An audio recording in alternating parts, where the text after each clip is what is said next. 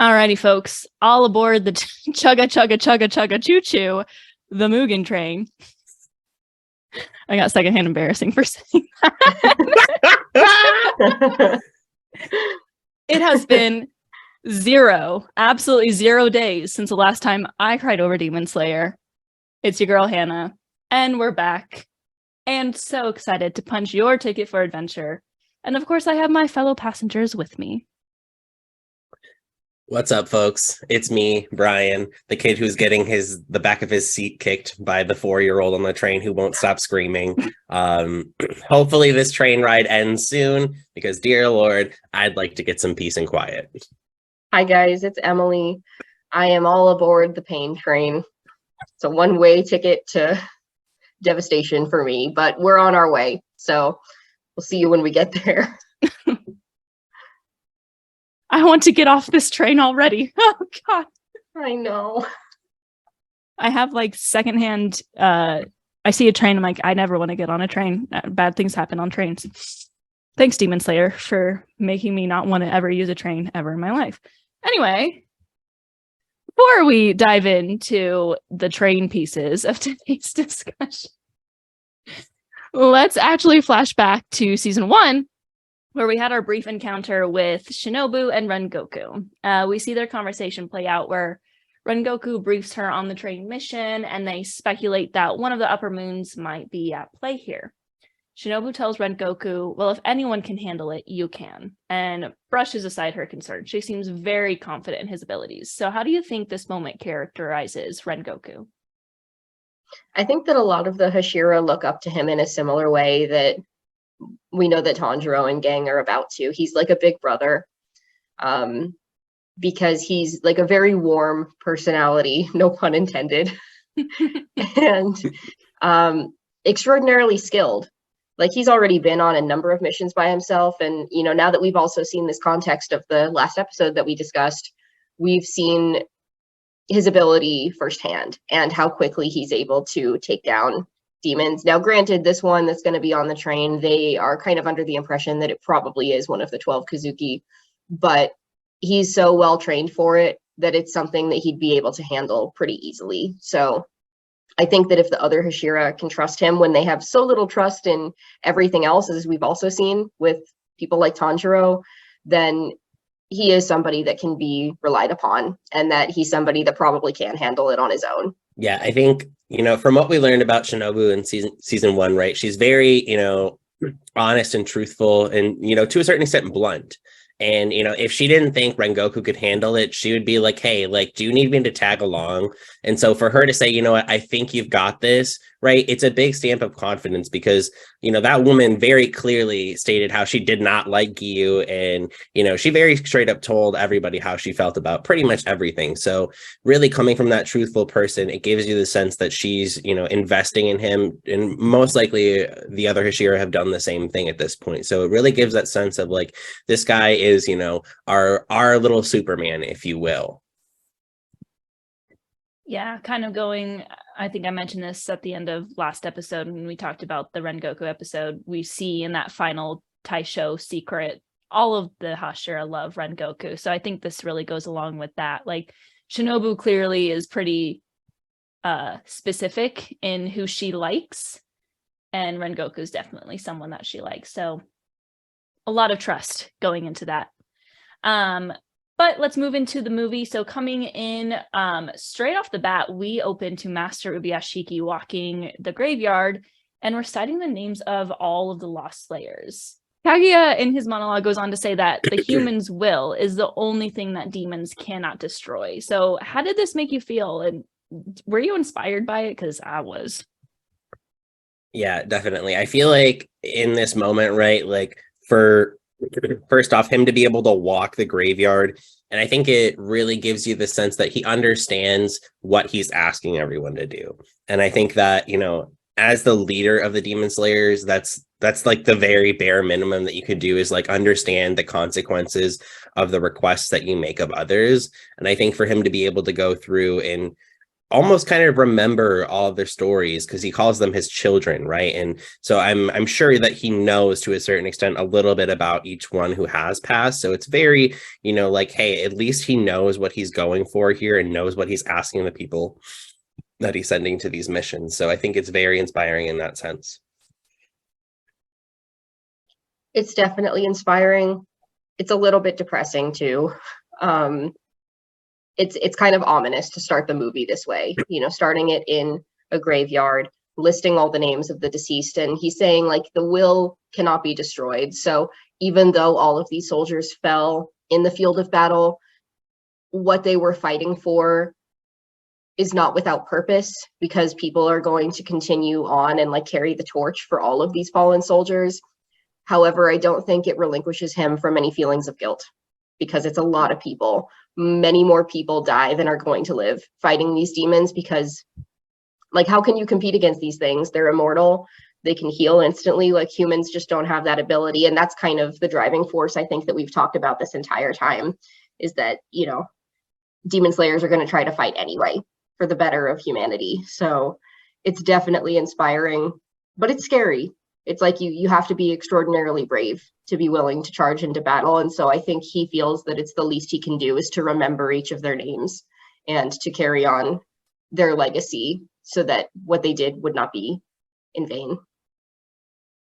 Absolutely. Yeah. I actually hadn't seen this scene until a few months ago, because I had watched Mugen Train by the episodic version, because I didn't have Crunchyroll and I hadn't seen the show yet when it was out in theaters, and the episodic version does not have this scene, which is wild, because I think it's really important to see his character in this light. He's kind of like this unknown presence. He's there, we've met him, but there's a lot of mysteries about him, and I think this scene says a lot about his character, and it is very ominous, to see all of these fallen soldiers, and for him to also say like it seems as if demon attacks are getting a lot worse. It was very inspiring to see him so loving towards his children, as he says, but also very just like ominous and scary, and kind of like sets the tone for I think what this movie is going to be like. Demon Slayer has had a lot of dark tones, but it's been very light as well, and I think we're kind of moving into focusing on those darker tones a little bit more. But finally, we skip forward to them boarding and getting through finding their seats until they hear him before they see him. It is that time, the classic scene, a scene that has sold many car stickers, t-shirts, and of course is our way of closing out the show. Umai! Rengoku offers a seat to Tanjiro. After lots of confusion, Tanjiro doesn't know how to handle the fact that he just keeps saying umai over and over and over again. And Tanjiro gets to have that conversation that we've been wanting. He talks to him about the Hinokami Kagura. How do you feel about this start of the two of them? It's pretty great, right? I love them. They're so pure. They're so sweet. They're such himbos. It's true. We love them. But it's so good, and and I think it's because it's so well earned. There's been like a great build up to this moment of the two of them meeting. Tanjiro's been like desperately seeking these answers, and this is probably one of the people that exists in this world that's in the best position to help him, with at least some of the questions that he has, and he gets to really interact with him in a way where he's not also under arrest for the first time. So that's good. And then, for Rengoku, if the first time you saw him was in this movie, then this is like a really funny scene to have him be introduced, because it makes it seem like a little bit less serious, I think. It's like he approaches everything with a good sense of humor and just like a good attitude about everything. Once it became episodic and we have this extra episode that we just talked about last week, this scene is set up really, really nicely because of everything that he's just gone through in the last 24 to 48 hours before this episode begins, and the buildup of him finally getting to eat this dinner that he's been working hard for the entire time, and like truly enjoying every single bite, like we discussed last time, as though it's your last meal. So it's just a really great culmination of everything, and the show has built up to this meeting. So I love it. Yeah, this is a great moment. Honestly, I feel like sometimes I'm a little bit like Rengoku because of this conversation, right? He's like, Tanjiro asks him, yes, my father developed this breathing technique that, allowed him to go through the cold. Yes, that is very good. I am glad for your father. Yes, do you know anything about it? No, I do not know a thing. It's just like, yes, like golden retriever energy all the way. And I think it's really nice, though, that at least like Rengoku's being straight up with him about it. He's like, I don't know anything, but I got you, bud. Be my Saguko. It's just like he doesn't have like a care in the world. He's open arms to the people that are willing. And, it seems like almost Rengoku has that same sense of like being able to detect emotions without like too much effort behind it, because he can tell immediately that Tanjiro is someone who, he is okay aligning himself with. And even though the other two are a little bit more haywire than him, he's like, they're not bad dudes, right? So he really is someone who just has that kind of, stature and presence that everyone can feel, but also he has that ability to recognize the presence of others, which I think is just a really great quality. Probably most of the Hashira have as well at this point, because we haven't seen like super much of them, but we're going to learn a lot more also about Rengoku and by like proxy the other Hashira in this moment here. Yeah, and I loved how they like made fun of their own art style, because he's just like staring off into the distance the whole time and shouting. And then this is common, like with anime, to be super cheesy and silly with moments here and there. And Tanjiro's like, what are you staring at? Why did you get so big? Like, why are you acting like this? What? Like, I'm asking you these serious questions. You're just like, all right, become my Saguko. Okay, what are you looking at? Like, what? Like, Tanjiro's just like hella confused. Like, what? I love it. So eventually we get the whole gang together, and we get our tickets punched. We see some creepiness happen with the light, and then we go into battle, and it's Rengoku's time to shine. We get to finally see, I mean, we saw the first episode, so we got to see more, but now our boys get to see Rengoku fight.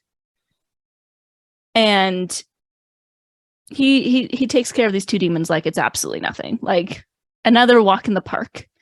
The boys are in absolute awe of Rengoku. They all want to be his Sugoku and call him Big Bro. And we get another cheesy animation scene that I absolutely love. How sweet is he just being so open arms to all three of our little chicken nuggets? Honestly, I think that this is kind of one of my favorite things about Demon Slayer is like that duality, or like that binary of how quickly things can pivot, right? Because Tanjiro, Inosuke, and Zenitsu have faced strong demons to this point, right? Like, and it's not that these demons, weren't weaklings. They had some strength to them, right? But the thing here is that like Tanjiro, Inosuke, and Zenitsu would not have been able to like one-shot these demons. Like Rengoku waited very patiently and took his strike when it mattered most. And I think that's what really separates the, caliber of their skills there, is that Rengoku was like, I'm going to wait for it and then pounce when like a predator would. And I think that's why they're in such awe of him, is because like those demons probably would have taken like a 5 to 10 minute fight for them to figure out what that, opening was, where he was able to assess a lot more quickly. And I think that's where that awe comes from. He is the sauce to the chicky nuggies. Not the sauce. Oh man, I love this scene. And I think that he kind of feels, personally, I think he liked the chance to get to show off a little bit in front of them. I think probably Eddie Hashiro likes that the same way that like a big brother would. I think that it's a little bit fun for them, and he definitely did get to be pretty cool in front of them. Because Inosuke charges forward like the moron that we know that he is, head first into everything. And not only is Rengoku able to quickly save him, he saves the other person, and he decapitates this demon like it's nothing. It takes 2 seconds, just like Bryan said. So he gets to show off a little bit, but he knows that they're not done. So it's a cool way, I think, for him to quickly earn their trust back after the last interaction that they had was not super great, at least for Tanjiro and Nezuko. But it's the moment also where all three of these boys realize the skill gap between themselves and what a Hashira would be, and that they could quickly learn from somebody, and that he's still willing to take them under his wing, even though they're like the little band of misfits. So it's just such a sweet moment. I love them. I want it to last forever. Forever and ever. Oh man, yeah. I like Tanjiro couldn't even move. Like he had his sword out and he was ready, and Rengoku was just like, and Tanjiro's like, what? It's not like he like moves slowly at all. Like Tanjiro's pretty fast himself. So you really get to see just how far our squad really has to go. Like they still got a long ways before they're probably ready to be at that level. But you know, we believe in them and that they can get there. And they need to possibly be a Suguko to get there.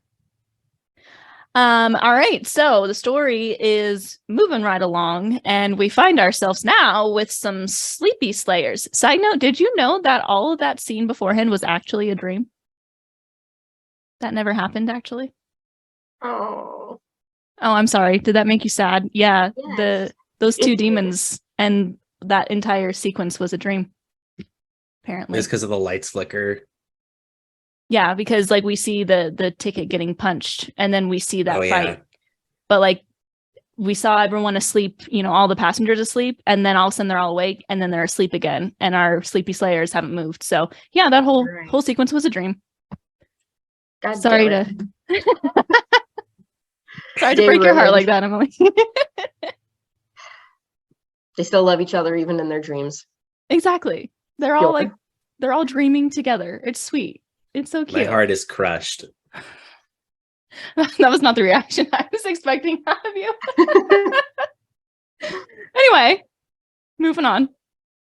All right. So these dreams, I really felt in each dream we see, it was perfectly depicting each character.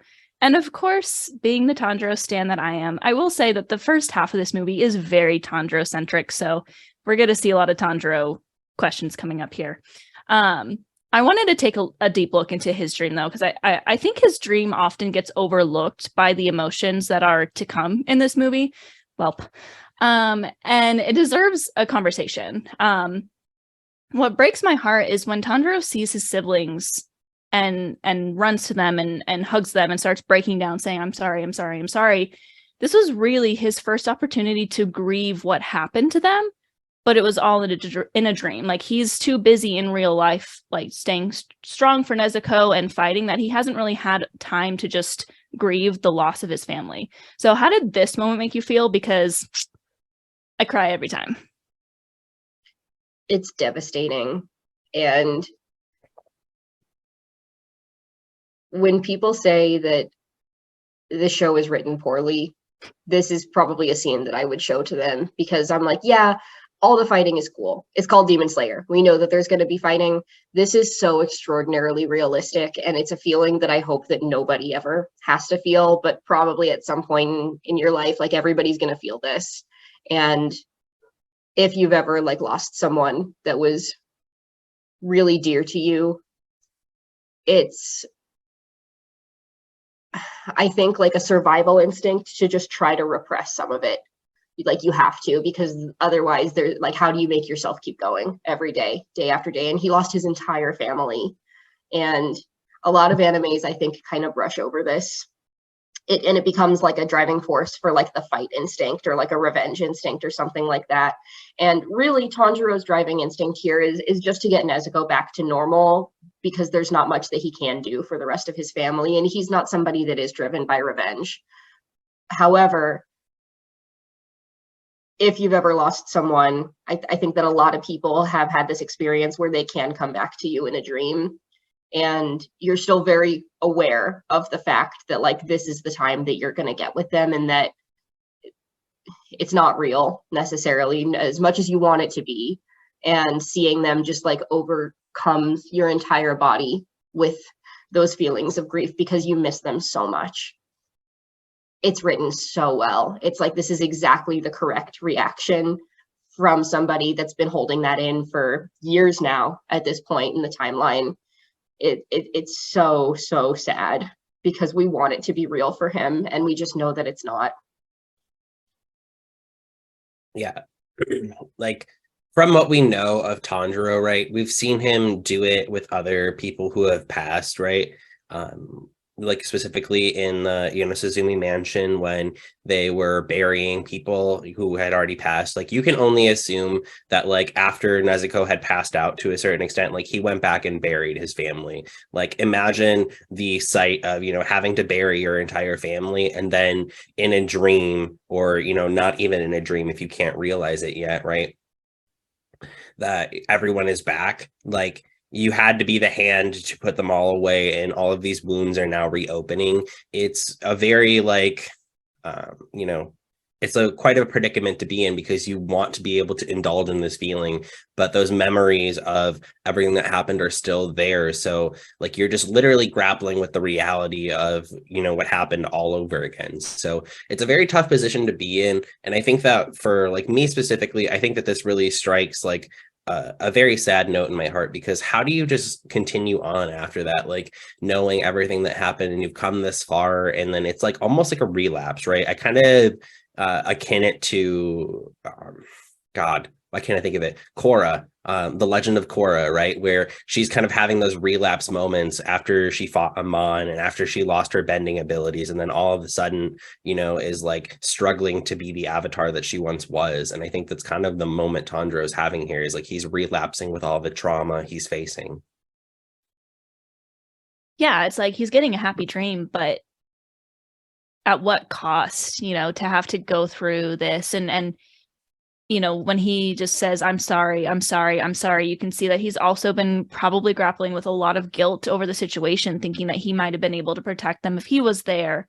And then what really gets me is when he says, like, seems like maybe that all was just a bad dream, when he's inside his dream. And, so that he remembers it, but he's like trying to remove himself from that. And it's so sad. He's 15.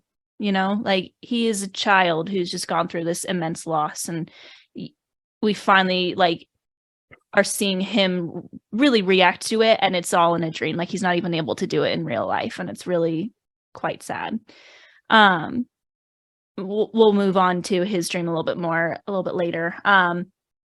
But kind of moving into Zenitsu and Inosuke's dreams. So these are painted very comedic, but I wanted to look at them a little bit differently, because they're like this comedic moment. They're super silly. Zenitsu's with Nezuko, and he's like in love, and she's talking to him.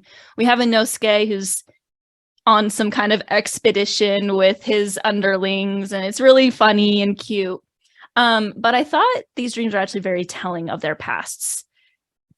Tanjiro gets this dream of just being with his family. He's back in his old life. But Inosuke and Zenitsu, their dreams are with, these people that they've recently met. They're with the squad.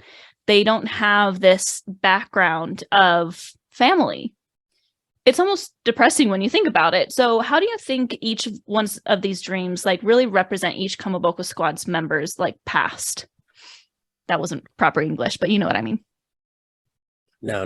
We never speak, we never speak full English here. It's fine. If people actually saw me speak, somewhat illiterate, but nonetheless, we prevail. Now I know everyone thought that I was going to talk about Zenitsu in this moment. However, I'm going to talk about Inosuke actually. With that being said, I think Inosuke's actually is kind of interesting. I kind of relate to it, right? Because we have the context that like Inosuke like grew up raised by boars. So like we can assume that like meant that he doesn't really have family, right? Like kind of like Hannah said, but I think it assumes a certain amount of position of control, right? Like that he wants to be able to control where things are going in his life, and that he is the leader of the squad, even though that's not his reality. It's what his subconscious is wanting him to create. And so I think I kind of relate to that, because like I've always wanted to have a lot more control over my life, and like being able to be, like more at like the forefront and like handling the reins of life. And I think that's what Inosuke is looking for, is he's trying to finally find like the escape from I was raised by boars as to like or like at least create his own story of how he got out of it, so that way he can like tell himself that story to make that truth a reality, right? So I think this dream essentially represents, you know, Inosuke's struggle for control in his own life. I'm glad, Bryan, that you got all of that out of it, because I think that he feels like he is in charge. He's like, I'm the leader of this here trio, and this is my ultimate dream come true, is to charge through the cave tunnels with you weirdos. Yeah, him being like, you weirdos, you guys are so strange. Forehead on. I love him. I die at these two dreams every single time because of, I think, the contrast to Tanjiro's dream, like we've said. That's like something so purely devastating. And then we have, again, like the two other members of the Moron Squad over here. And we love them. We love our little himbos. But and then we jump right into Zenitsu's dream, and it's like, oh man, like I guess at least he's being consistent now. With like one woman. He has eyes for one woman, but that is immediately where the brain goes. So we love that for him. Glad he's getting his little happy dream. And also, it's kind of nice, I guess, that we get to hear Nezuko's voice for the first time in a pretty much ever, other than a flashback. We get to hear her sweet little voice, which is kind of nice in this dream, giving her voice actress something to do, a little more than grumble. And then, of course, Inosuke's dream. It's so bizarre. Just like that one felt the most, I think, like a dream to me. Like that's what my dreams be like sometimes. Yeah. It's like, oh yeah, okay, like this is what we're doing. Cool. There's a spider train over there. Spider train. Tanjiro and Inosuke are like little weird raccoon things. Tanjiro actually looked like Tom Nook from Animal Crossing. Okay. Yeah, what is it called? What are the Tanuki? Specific thing? Tanuki? Is that what it's called? Yeah. Yep. The little. Oh, it's a Japanese raccoon dog. In case anyone was wondering. I now want to own one as a domestic pet. And I don't think you can, Bryan. Can or should are two different things, Hannah. Emily's on the right track. Emily's on the right track. All right. Okay. Don't mess with my dream. Okay. I'll let you have that one. Emily, it's when you brought up her voice, because I think it's the same voice actor, but I think they made Nezuko sound a little bit different because Zenitsu's never actually heard her talk. So like when he dreams about her talking, like this is his perception of her voice. So right. I think she like sounded a little bit different than what she actually sounds like, because Zenitsu's just like doesn't actually know what she sounds like. Tanjiro's the only person that does. So I thought that was kind of interesting as well. But yeah, I love that it was like this comedic moment, but it also made me a little sad for them because like they just didn't have this like family experience. But let's talk about Rengoku. The only one who got a shitty dream. I kid. It wasn't that bad. Poor guy though. It was very interesting to learn about his father. We see that although he's, I don't know how to describe it, maybe not really an absent father, but kind of an absent father and kind of a jerk.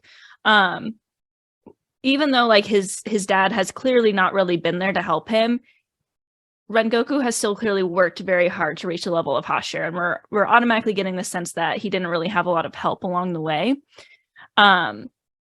We also see this sweet interaction between him and his little brother Senjuro. You know me, big brothers with their little siblings. Like there's nothing more that I love in this world.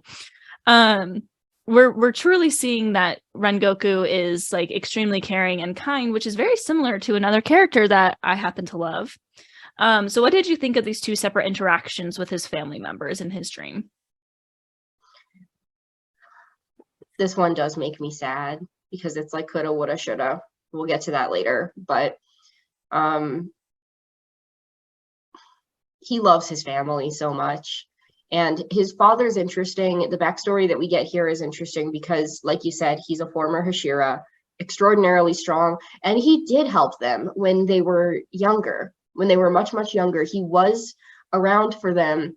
And I don't think that it was said outright here, but it kind of seems like the catalyst probably came at about the time that their mother passed away, because he does mention that in this dream as well. And people react differently to grief. So we've seen people react in a very strong way, like Tanjiro, and I think that's kind of how Rengoku had to step up in this moment. And I think that his dad did the opposite and just kind of regressed. And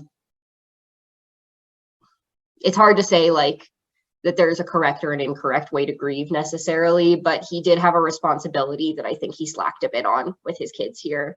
So Rengoku, I think, kind of stepped up a little bit into maybe not a fatherly position for Senjuro, but he had to mature pretty quickly, I think, to be able to help take care of him and to keep things moving and optimistic. And Senjuro does seem optimistic. He's talking about like, when I'm going to be a Hashira someday, I hope that I'll be able to get father to acknowledge me. And Rengoku is extraordinarily supportive of this dream. So he, I think, is the glue that's going to keep tying this little family together in the absence probably of his mom. Yeah, I think I don't know. I'm kind of conflicted. I don't know if I would call it a shitty dream, to be honest. The reason being is that, you know, Rengoku gets his chance to actually talk to Senjuro and give him that positive encouragement. Now, you know, whether that positive encouragement is actually, you know, a real conversation that happened or not, regardless, I think it's still fulfilling that emotional need that Rengoku has to try and pass on some of, you know, I'm trying not to say, I almost said something and I was like, that's skipping ahead. Trying to pass on the passion that he carries for life and trying to pass on, you know, all of the things that he cherishes about the world around him to his little brother. And I think that's really like very precious because it speaks to Rengoku's character, right? Like if his, you know, if his sweet dream, if you will, is being able to give his brother like a last conversation, or, you know, like fill in the gaps of what's been missed throughout his life, I think it speaks a lot about who he is as a person. So that's what I really enjoy about this dream, actually, is that he's able to kind of, you know, eradicate some of the doings by his father. Yeah. Yeah. I mean, it's not really a shitty dream. You're totally right. I think it's interesting the contrast of his dream compared to like the other dreams that we've seen so far. That so far the dreams we've seen is kind of like the perfect picture of what probably each person wants. You know, like at the end of the day, Tanjiro just wants to be with his family again. Inosuke just wants to be in charge and doing crazy things. Zenitsu just wants to be with Nezuko. And then we get Rengoku and his dad, like you would think that in his dream, his dad would be like, oh yeah, you're a Hashira, I'm proud of you, son. But he still is just kind of like, you're worthless. So I thought that was very interesting.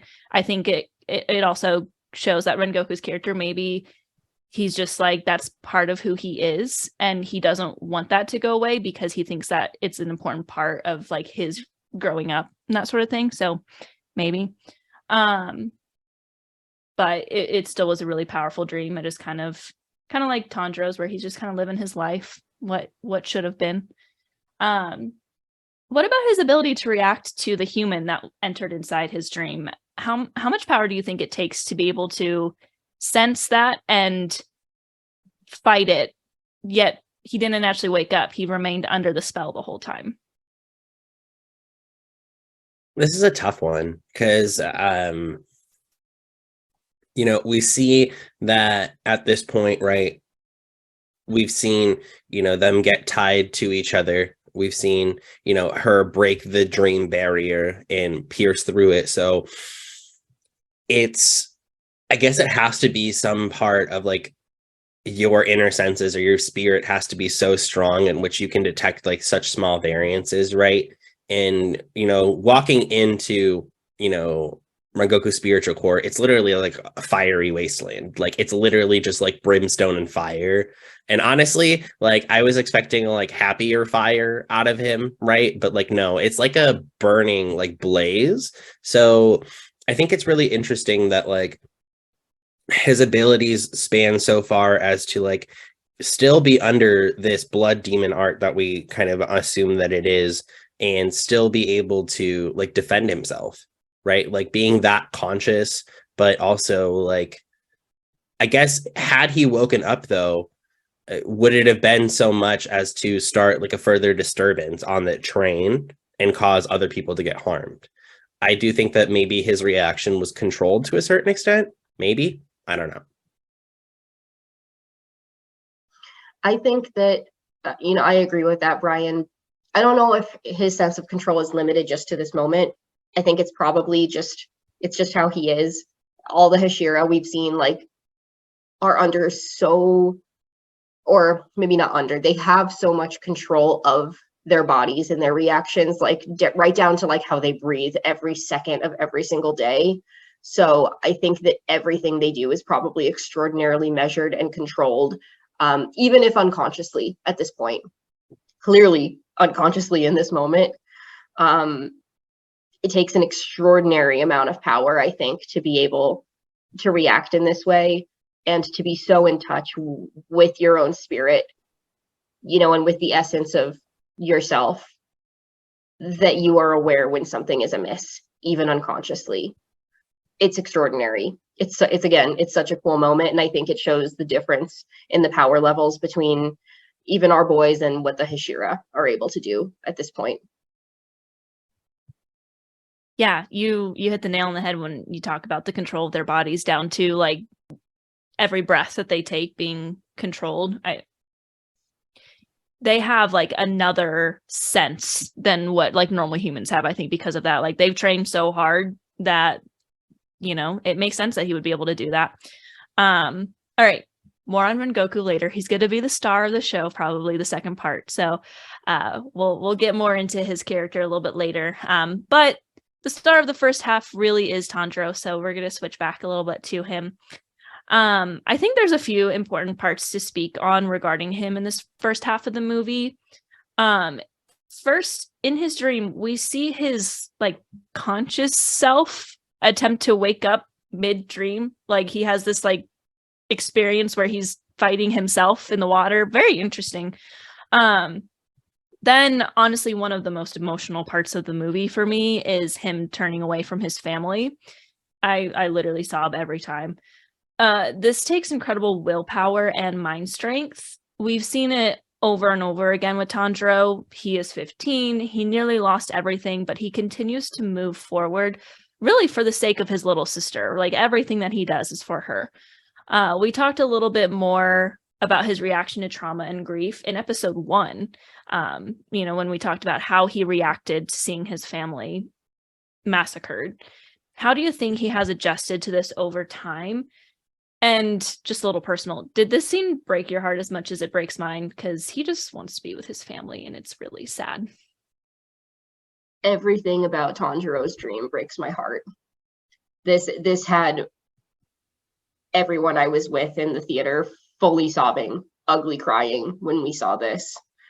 And it still just like rips at my heartstrings because it does take incredible willpower, but he knows that it's not real. He's consciously aware enough to know that it's not real, and that honestly is probably the worst part of the pain, even more so than coming out of the dream. Is like, even if I were to stay, this isn't real. And we want so badly for him to be able to have it. So as far as, his reaction to trauma and grief back in episode 1, this is extraordinary willpower. And there is something about time passing, not necessarily that ever makes it easier. I think that with grief, it's like a cyclical process. It's like when it comes back, it comes in waves, and it's going to hurt just as much as it did the first time. But it's like the world around that grief gets bigger. And so it doesn't make what you're feeling any smaller, but there's a little bit more perspective, I think, as time continues to pass. And so I think that that's what's happening here. It's going to hurt just as much every time that it has to be dealt with, but the bigger picture is there too. So he knows, like this is not real. I have to help Nezuko, who is real. Yeah, I think kind of, what this looks at is like, right, people have to find something to live for, right? And even if it's, like sometimes people are like, well, like if you can't love yourself, or if you can't like live for yourself, like like fix your priorities. No, like Tanjiro, I think at this point, right, is no longer living off of like the will of like, oh, like these are my dreams now. Yeah, like he's living for the fact that like he has a duty to protect his sister. Like that's what's driving him forward at this point. And like kind of like Emily was saying, right? Like he knows that Nezuko is the real thing, and that like while he would love to stay with his family, like that's just not a reality he can stay in anymore. And so with that being said, right, like the kid has to continue to grapple with the fact that like everything has gone awry for him, but the only thing that's going to keep yourself happy is trying to stick to what you've gone through and gone for this entire time, right? Like to give up at this point when you've just met the Hashira who, I mean, Rengoku didn't give him like a great like, yes, Kamikagura is this, but he was like, hey, like let's at least be buds, and like he knows that there's something larger out there for like that perspective of the world. And I think that's quick shout out to Jamie Lee Curtis for trauma, right? The TikTok that she made, all the trauma he's dealt with. Jeez, oh my god, we are doing great today. Oh god. But yeah, like the kid is, consistently grappling with everything that has happened to him. And so he's really just now coming out of it like, hey, like there's something I can still chase after. Yeah.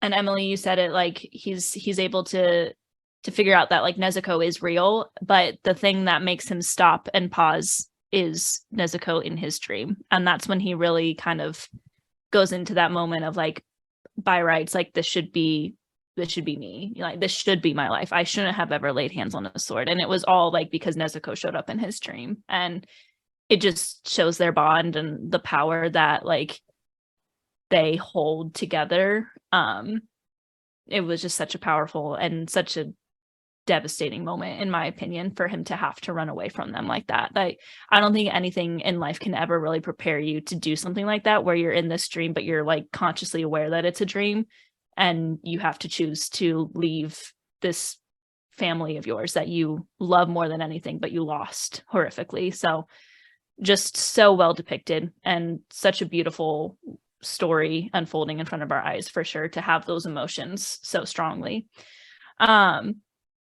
So cutting to his spiritual core, as he goes through all of this sadness and grief, wow. I have always loved Tanjiro because of his pure soul, his kindness. But I saw someone talk about the character trope of a character pretty much being like, I have every right to hate the world and want to watch it burn, but I will always choose love. And Tanjiro is like the epitome of this character trope, I think. We're literally looking inside his soul, and it is warm, it is sunny, it is peaceful.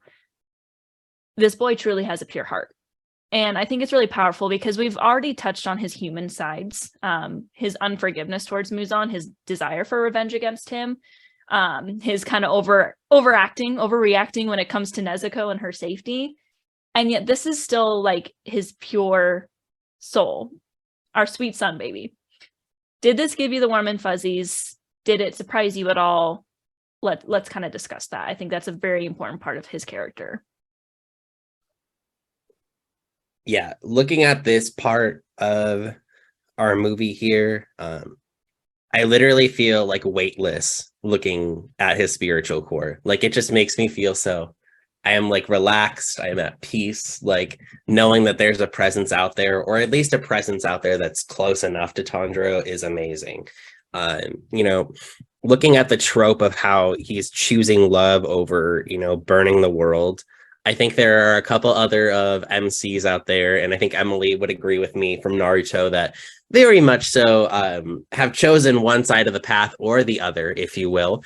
But right, like that's the thing, is that I think the nice part about like in these like fantasy worlds that we have with anime, right? These are all based off of, real people or the intent of others that, has inspired a person to write this story. So I think that, seeing Tanjiro as this like pure piece of sunlight with these little like spirit guides walking the person who's literally trying to kill the entire existence over is just like, the boy is like the best thing that could come to the world. And like, I think it's like somewhat of an inspiration to see so much love in one spot that it's just a truly pure moment. And I feel like I can't speak coherently on it because it just makes me feel so giddy. It's so tranquil. It's so beautiful. And even though his life has been anything but all of that, this is the true show of what his character is. He's still human. Things are going to be tested in his ordinary life, but when it comes to his unconscious, this is like a soul that is generally at peace. And so that's, I think, part of what sets him apart, and part of what makes him, you know, this child of destiny that we've talked about many times already, is that when it comes down to it, this is the essence of what he is, and it's just pure. There's just nothing. And we've seen like some other really sweet people. You know, we saw Rengoku's spiritual core for a brief moment too, and that's somebody that's also like a very pure guy, but it's like covered in flames. It's not exactly something that evokes a sense of calm the same way, and Tanjiro's just does. And so there, you know, there's something special about this kid, as if we didn't already know that. I mean, yeah, I think time and time again we've talked about how he's probably a little bit special, but yeah, I think it's wild that like we've seen the desire for revenge, but I think this just proves that even though he has those feelings, at the end of the day, it still comes from a place of, you know, purity and kindness. Because like, why does he want revenge on Muzan? Well, he killed his entire family and continues to try and kill humanity. So yeah, like that's a good person to want to kill.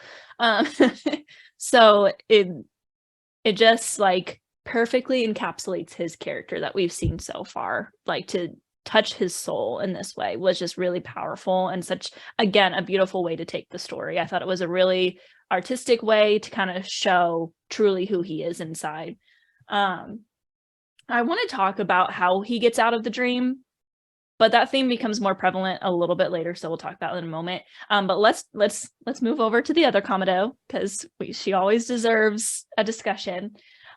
She does play a pivotal role. We kind of talked about her pivotal role in his dream. Like it was his ability to understand that she was the real thing, that, you know, she used her blood demon art. First of all, she's so darn cute. My heart flutters every time she takes his hand and like places it on her head when he's asleep. She's like, I just want the head pats. It's so cute. But we see her blood demon art is evolving somewhat as it helps Tanjiro come out of his dreamland, like I just touched on. Do you think Tanjiro would have been able to wake up if she hadn't have done that? I know we kind of talk about probably not, but I want to take a deep dive into that. Like, is she the reason why Tanjiro was able to kind of coherently understand that this was a dream? I certainly think that it contributes. Tanjiro has extraordinary willpower, and so I do think that he probably would have figured it out at some point. Whether or not he would have done it in time is the real question. I think that time is of the essence with everything that's happening aboard this train, and so he needed the extra little push to really wake him up.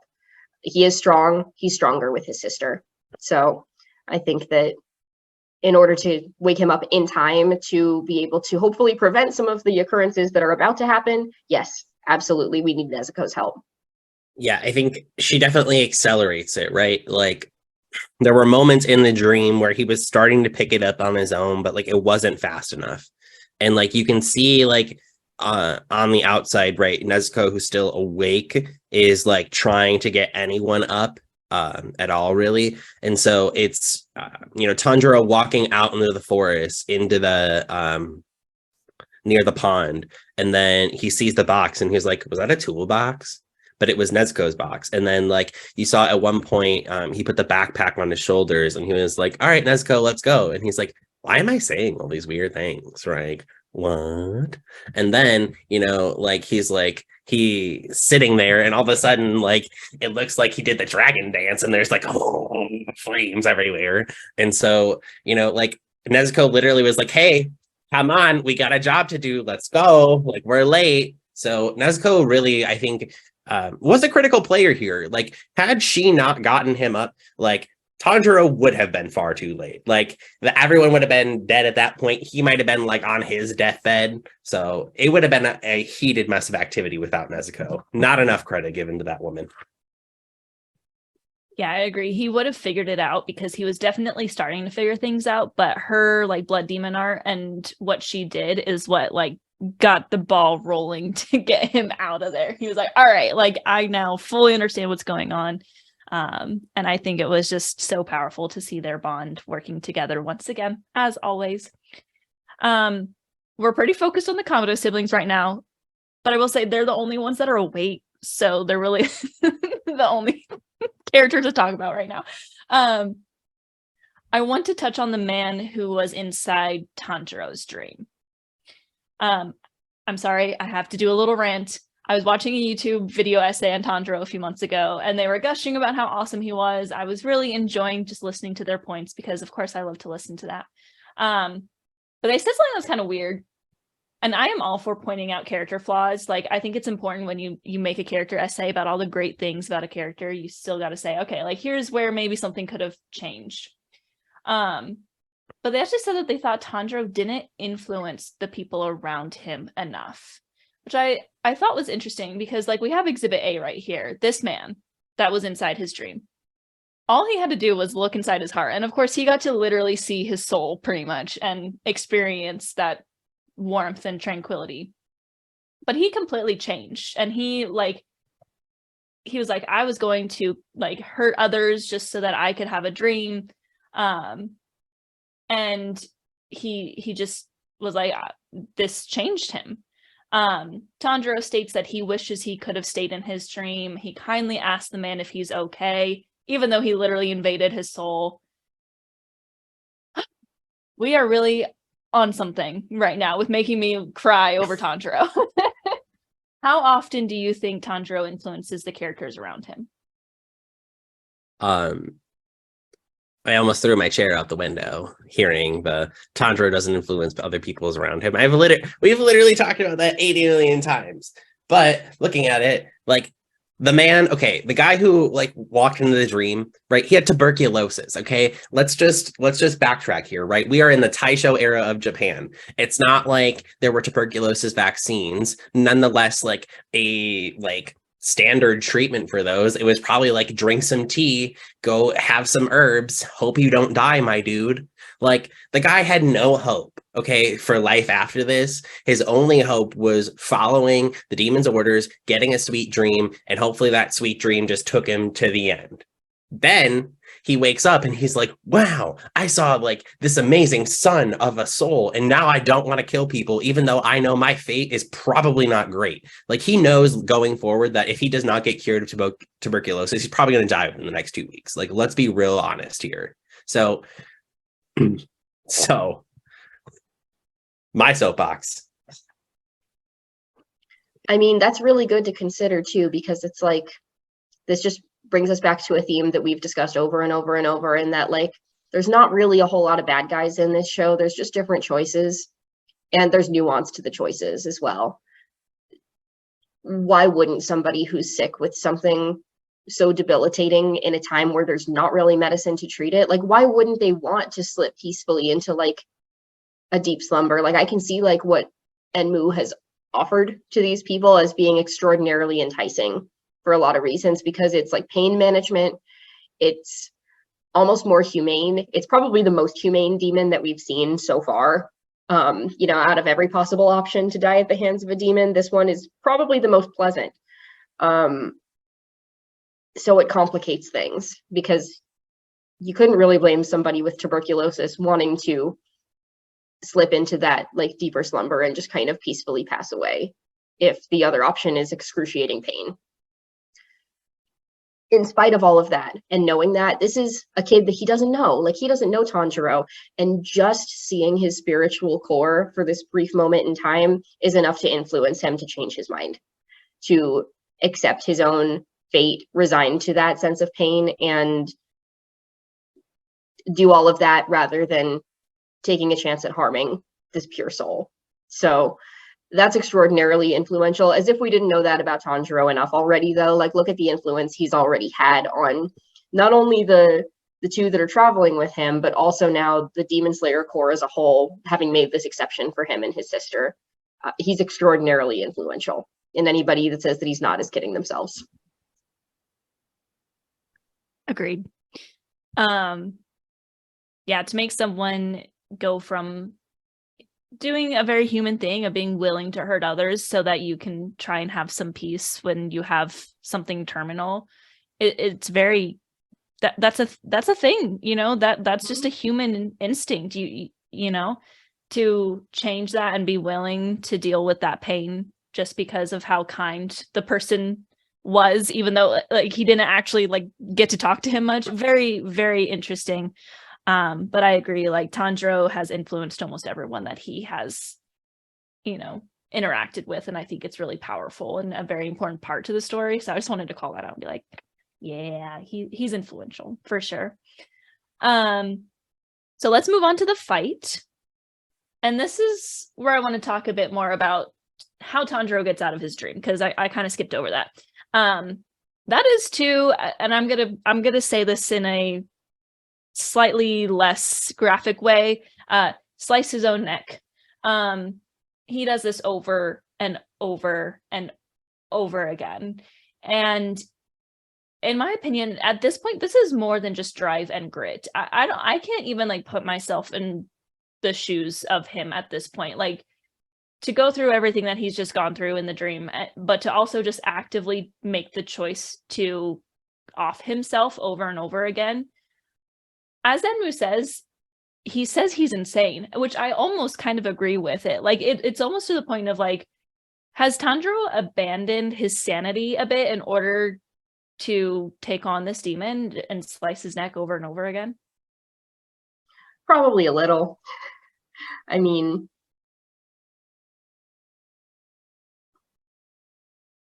it's hard to say whether he's lost touch with his sanity or whether he's just leaned a little bit more into the dream aspect of this and like, this is just a dream. This is just a dream. I'm going to wake up. This is going to work. It's a leap of faith either way. So probably a little bit less on the sane side as far as all his decisions go that we've seen. And Enmu's probably never seen something like this before. So I'm sure that for him, it is insane. But I think he's just really leaning into, again, that this is the dream and that what's on the other side matters the most. And usually this is what happens in a dream. If you get close to thinking that you're about to perish, that is the thing that's going to wake you up. So in a weird way, it also kind of makes sense. Tracks, yeah. Sorry. But like, I think at this point, right, Tanjiro is thinking about like, what's the goal that's driving me forward, right? And like I talked about, this honestly kind of talks, I feel like this is like a soft touch at like suicidal thoughts, because right, like he's thinking about like what's going to get him living, right? And like I said earlier, he's no longer living for his own will at this point, right? He has the goal in mind that he is living for Nezuko's sake, to give her the world that she deserved. And I think that's something that's kind of important and kind of touches to like what people who go through like extreme depression like that face, is because like sometimes it's like not easy to live for what you want in the world, but when you see the pain of others around you and like you have that desire to fix it because you want, you know, to see happiness in other people's, and it's part of like this concept of like self-perpetuation, and like when you see other people happy, you can kind of create that in yourself. So really, like, I think it's Tanjiro at this point, like clinging so desperately to everything he's worked for, and that he doesn't want to see himself fail in creating that self-perpetuation for his own happiness. Yeah. Also, sorry, that was a lot to drop in the middle of a recording session. Well, it's a heavy scene. It is. It is an extraordinarily heavy scene, and it holds, I think, a slightly different cultural significance in Japan as well. You know, like there's a history of, you know, this practice of unaliving yourself for the sake of like shame or honor or the preservation of either of them. So it's interesting how it's a little bit different in different cultures, but that doesn't make it any less difficult, I think, to stomach. And so that's why he's insane, according to Enmu in this moment, because it's like, you could have just stayed in this comfortable dream, and like this could have been the way that it happened for you. But him taking this like kind of crazy leap of faith is him acknowledging, I think, once again, the death of himself in this dream, because what's in the dream is not real, no matter how real it feels in the moment. Yeah. Incredible control over himself, kind of like what we talked about with Rengoku, but also kind of like something that Armin says in Attack on Titan, like those who are not willing to abandon something aren't going to get anything done. And I think Tanjiro is not necessarily abandoning his sanity, but just he's abandoning safety.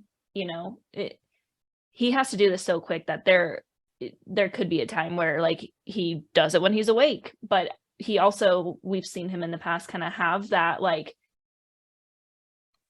he is not afraid of it. You know, he's willing to die for the sake of his sister, for the sake of his friends. And, you know, for him to be able to do that over and over again, it's Tatakaye. Yeah, very, very powerful. This fight scene is really spectacular. The OST for this fight scene is, if you haven't listened to just the OST for it, I highly suggest doing it, because it is very, very beautiful and powerful. I think the OST for Mugen Train really took a step up from season 1. I listened to it at the gym a lot as like a way to pump myself up. But we have a lot more to go in the movie, and we have a lot of fight scenes. So Enmu's Blood Demon art is a very tricky Blood Demon art to fight.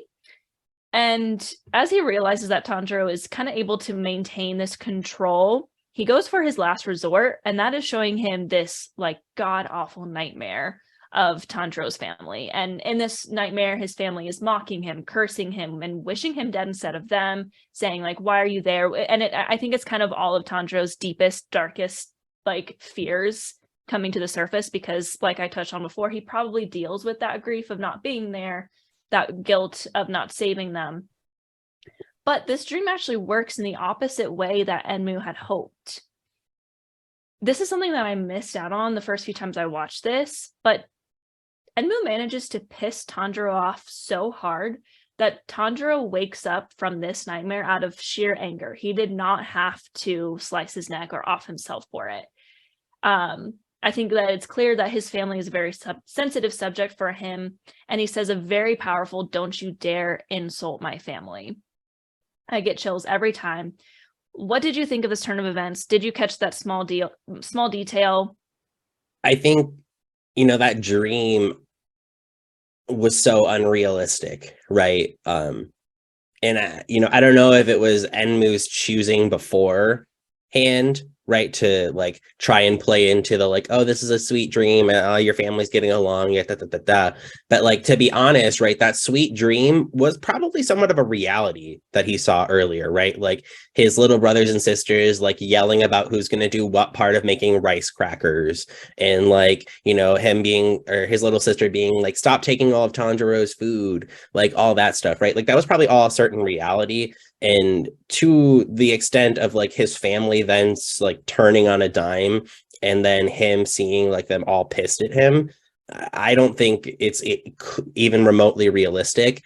And I think that was like Tanjiro's last straw, is like, you've now very thoroughly like upset me and you're done for, right? Like, and I didn't catch that small detail that it was just out of pure anger. I thought they just flashed away from it as like you kind of knew it was happening. But now kind of looking back at it, right, you see the transition from the dream to Tanjiro's eyes just filled with this rage. Like this is a rage that we haven't seen from this character yet. So I think it was a very interesting way to, progress and, watch the train of the plot move along here. Agreed. His willpower just continues to get stronger and stronger every time that he's confronted with something, but I like that Enmu messed up. We don't see demons necessarily mess up a little bit as much as like just have lesser skill, I think, in a lot of these fights. They don't make a lot of mistakes. This was a big mistake that Enmu made. And Tanjiro lets him know. He's like, now I know for sure that this is a dream because my family would never do this. Don't you dare insult them. This is not what they were like, and this is not what they would want. And it was a great moment for, I think, the full thought to come to fruition. It is a sensitive topic for him, but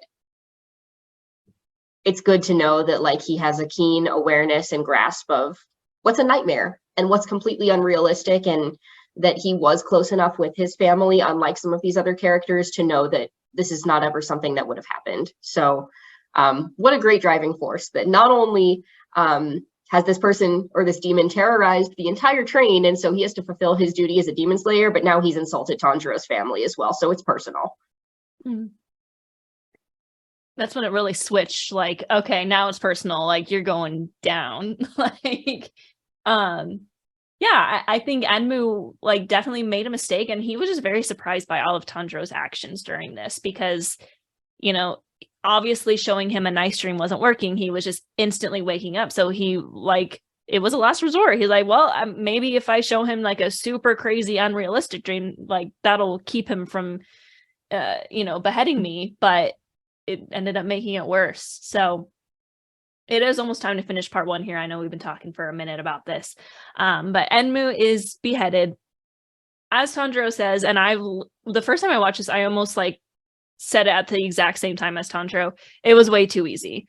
After the fight against lower 5, which we know Enmu is lower 1, which means he is higher ranked. This seemed, okay, maybe a little bit too easy. Like, yes, Tanjiro was very powerful in this moment, but turns out Enmu has fused with the train. And Inosuke was right all along. The train is a demon. It is a living, breathing demon. Like, only to make him, even more overconfident in himself. Speaking of Inosuke, guess who's awake? And just in time for him to say, I was right the whole time. It's about time to finally see some more of our other characters, which we're going to touch on in part 2. But did you enjoy Inosuke's wild entrance? I always enjoy Inosuke's wild entrances because I don't think he knows how to enter any other way.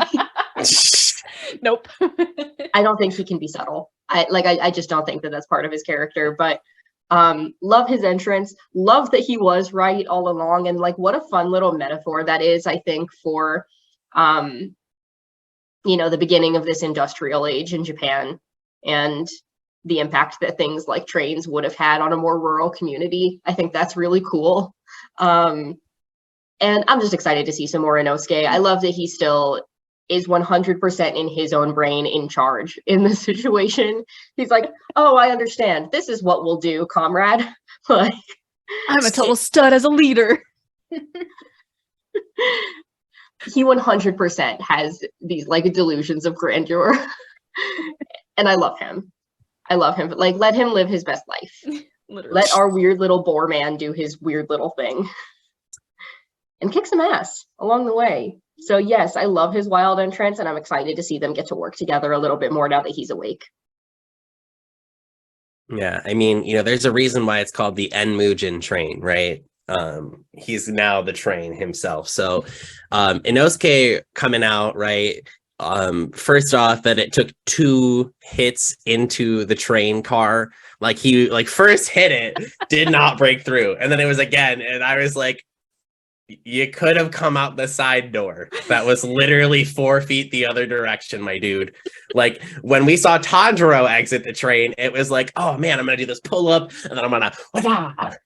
But then like Inosuke was just like, nah, straight through. That is the best and fastest direction. And so it was just really fun. And of course, right, Inosuke is like the commentary back and forth as they're trying to figure out what to do.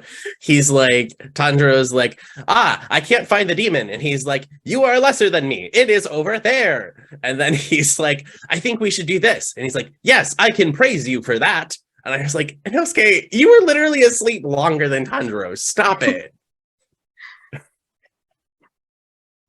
I love their dynamic. I love it when they duo. Inosuke and Tanjiro definitely get more duo moments than like Zenitsu and Tanjiro. And Yeah. I love like how they bounce off of each other because Tanjiro is clearly the leader. Like all of us know that Tanjiro is the leader, but he is humble enough to just be like, okay, yep, like sure. Of course I didn't come in and save you and I totally did. Whatever. Like he knows to just kind of leave it be. And it's great. It makes them work so well together. I love them and I can't wait to see them work together when we talk about it in part 2. That being said, that's really all the time we have today. We're going to do things a little bit differently, but I did just want to say if you wanted to call out any final moments or favorite moments from part 1 of the movie. I think I'm going to save my final or my favorite moments for part 2 because I think they culminate really well with the rest of the movie. So I'm going to hold, but know that I have something very fun for the next part. Agreed. I can hold off, but I will just say, like, it would be really hard to pick one in the first place because of how well done I think that this movie is. There's a reason that it became like one of the, if not the #1 best-selling animated film in Japan. I think that it might have overtaken Spirited Away last time I read about this. So, there's a reason. There's a number of things between the story, the gorgeous animation, the beautiful score. Everything about it is just wonderful. So we'll talk about it more next time, but hats off once again to the entire crew that would have worked on this. Yes, and you are right. It is the #1 grossing anime film ever. And by a lot, it passed up Spirited Away, and it's like a very big gap between the two. Agreed. I have a lot of thoughts on my favorite moment, but I'm going to talk about it after we get through the whole thing. So that's going to be it for today. We will be posting part 2 next week. So make sure you look out for that. Otherwise, you know the drill. Follow us on all of our social medias. We got Instagram, TikTok, Twitter at Hashira Half Hour. And we'll see you all next week. Umai. Umai.